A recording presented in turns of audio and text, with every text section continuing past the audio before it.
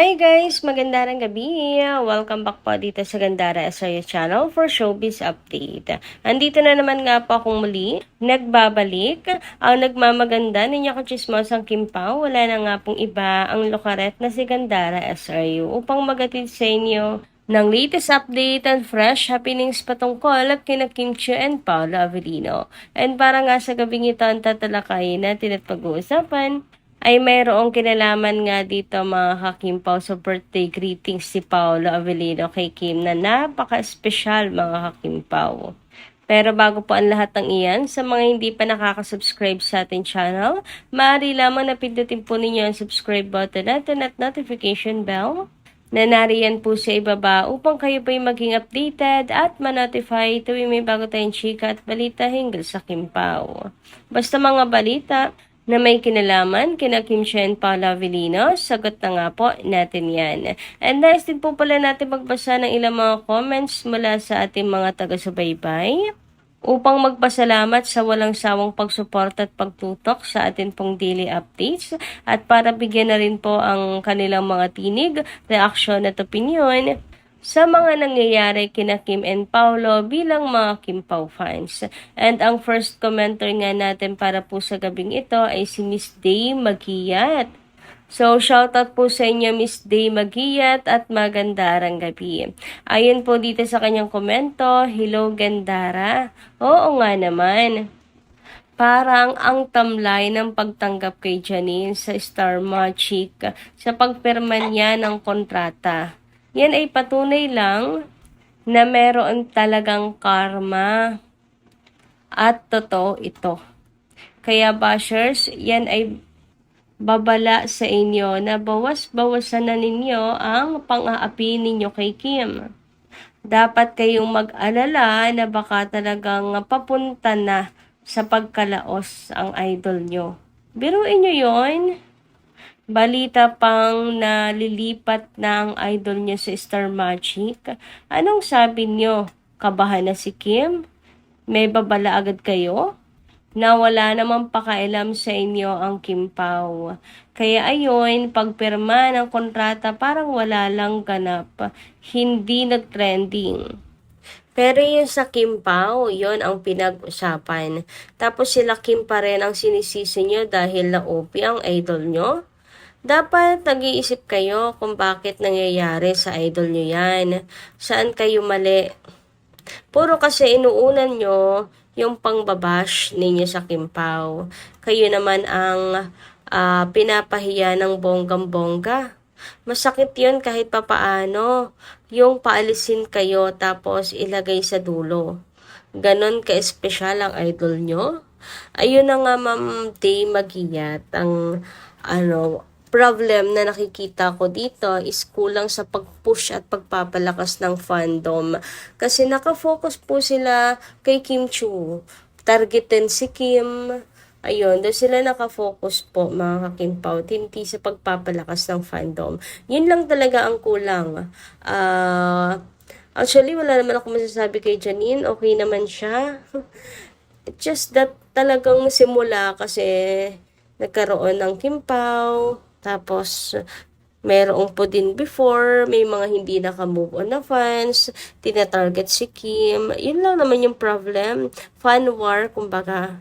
Fan war lang naman. And, well, nakikita rin natin may awkwardness kapag magkasama ang Kim Pao at Ponin.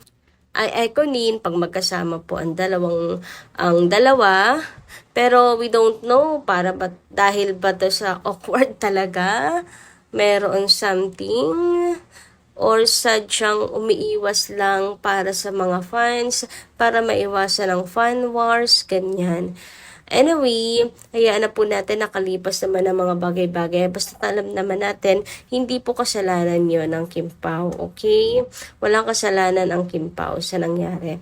Anyway, dumako naman po tayo dito sa comment ni Ma'am Edita na doon sa magandarang gabi. Hi Gandara! Magandarang gabi! Wow, excited kami sa ganap ni Kimi. Ganda ang mga pasabog shoot ni Kim for her birthday and for her new endorsement. Nako, ang kinis ni Kimi. Mukhang baby girl. Super daya namin to Kimi. Ay, super saya namin to Kimi. Happiest birthday. Wish you more blessings and protect to come with Pau.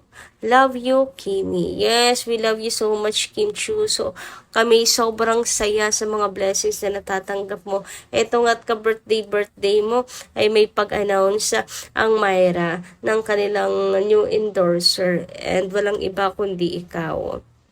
Birthday na birthday mo, ipinakilala ka nila na kanilang bagong mukha. O, diba, sinong hindi po sasaya nun, mga kakimpaw, di ba? Bilang nagmamahal kay Kim at nakasubaybay sa paghihirap niya din, mga sacrifices sa show business hanggang ngayon nga Kasi nga, tila ba meron pang kumakakayod si Chinita Princess ngayon. Walang kapaguran, mga kakimpaw, na para bang yung hugot niya ay kagaya ng hugot pa rin niya before nung walang-wala sila. Sadyang ganun lang siguro kasi natuto na si Kimi sa buhay. Anyway, sabi naman dito ni ZMY, sana nga totoo yan na malapit nang magpakasal ang Kim Pao. I-claim niyo yan, Madam Zemway, claim natin lahat yan na sana nga ay totoo na malapit na, lalo pat ngayon. To be honest, ang dami kong nababasa. Hindi ko na nga lang alam kung paano ko uumpisahan ang lahat ng mga balitang nasasagap ko ngayong araw. Pero overloaded talaga ako ngayon, mga kakimpaw, as in. Sobrang saya ko din sa mga nangyayari. Tapos, bagsakan pa ni Chinita Princess ng napakagandang photoshoot, mga kakimpaw, with the horse, di ba? Kasi nga si Kim po ay Year of the Horse. So, ang ganda. Ang ganda lang ng araw na to, ang ganda lang ng mga nangyayari, and sana ay wala pong ibang pakahulugan. Sana talagang mga blessings lang talaga ang dumarating. Anyway, dumako naman tayo dito sa birthday ni Chinita Princess at narito at isa si Miss Carl ang may pagbati kay Kimi. Sabi nga niya sa kanya pong greetings kay Kimi, happy birthday Kimi, wishing you all the best in life kasi yun ang tunay na deserve mo. May our good Lord bless you more with good health, happiness, and success. Love you, Kimi. Yes, ako doon more on health, mga kakimpaw. Kasi dapat pangalagaan ni Kim talaga ang kanya pong sarili, ang kanya pong kalusugan. Wag na wag pong pababayaan, mga kakimpaw. Lalo pat sa mga susunod na araw at susunod na buwan, mga kakimpaw, ay magiging sobrang busy na nila Kim and Paolo. So sana ay wag nilang pababayaan ang kanilang sarili and always safe silang dalawa. Ayan, guidance ng Panginoon lagi po nating ipanalangin at hingin yan, mga kakimpaw, para kina Kim and Paolo sa lahat ng kanilang ginagawa. And syempre para sa mga Kimpaw fans na lagi nakasuporta sa kanila, 'di ba? Kaligtasan din ng mga Kimpaw fans. And speaking of Kimpaw fans, eto na nga, mga kakimpaw, at sobrang nakakataba ng puso dahil ang Kimpaw Hong Kong ay nakipag-celebrate din or nakiselebrate din ng birthday ni Chinita Princess. Ayan, at makikita nyo nga po dito ang effort nila. Talagang kumbaga i-celebrate din nila ang birthday ni Kimi kahit hindi nila ito kasama. Narito nga po ang kanilang mga birthday greetings for Kim Chu na post po nila sa X. Tingnan nyo yan, may pa-cake. Ayan, happy birthday Kim from Kimpaw Hong Kong celebration. Happiest birthday Kimi from Kimpaw Hong Kong. Grabe, may pakiko. Ayan, 2 cake for Chinita Princess. And mukhang magkakasama sila ditong outing, mga Kimpaw. Naku, tamang-tamat, mainit ang panahon natin ngayon. Eto pa, another greetings from Kimpaw Hong Kong. Happy birthday, Chinita, Princess Chinita, from Hong Kong family. Grabe nga yun, no? Dami nagmamahal kina Kim and Paolo. And tingnan nyo naman nga mga kakimpaw. Flex lang natin yung kanilang cake dito, mga kakipi. O ha? Kahit wala si Kim, meron po silang pa-birthday cake kay Chinita Princess. And eto nga po sila. Yan, credit sa inyo. Maraming salamat. And makarating ito kay Chinita Princess. Makarating itong pagbati nyo na to at effort nyo na to kay Kim. Anyway, speaking of Kim, eto na nga mga kakimpaw. Meron pong ipinost si Paula Avellino na video ni Chinita Princess na bago lang sa atin pong paningin. May bago lang sa ating paningin. Yes, true, mga kakimpaw. At eto nga po ay tila kuha sa kanilang vacation trip nilang dalawa together. Uy, mukhang napapadalas ang vacation trip ng Kimpaw. Paano nga kasi? May karapatan. O, di ba nagsusumigaw ang katotohanan? Walang ganyan po kung walang Kimpaw in real life. Gets niyo ba? Anyway, focus naman tayo dito mga kakimpaw sa lyrics or sa song na ginamit ni Paolo na shooting star. na shooting star sa video na to ni Kimi. And ito nga yung lyrics po dyan. Ayan o, nakatype, Starlight, star bright, the only star I see tonight. I wish I may. And I think I might regret this either way.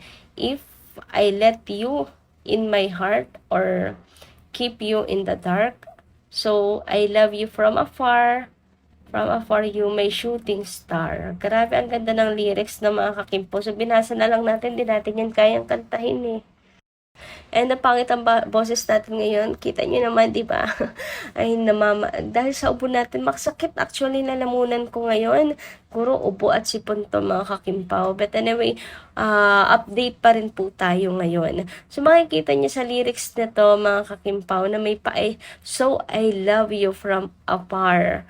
You, my shooting star. Grabe nga yan, mga kakimpaw. So, may pa-I love you po indirect si Paolo Avellino. So, bakit kasi ito yung ginamit niya na song, di ba, mga kakimpaw? Sige nga, isipin nyo, lalo na mga bashers, kung hindi intensyon ni Paolo Avellino ang pagsabi ng I love you. Na para bang talagang nag-iisang babae lang sa kanyang buhay, si Chinita Princess, sa kanyang puso, si Kimi. Ay, grabe naman nga yung tagos na tagos sa puso po ang lyrics na to. Uy, grabehan nga yun at may pahabol pa talagang secret message si Paolo Avellino. Alam namin yung galawan mo na yan. Charot! Anyway, hanggang dito lang po muna ang aking update ngayong gabing ito. Maraming salamat po kasi inyong pakikinigan. Kita kasi po muli sa mga susunod nating ayuda. Maraming salamat at ingat po kayo palagi.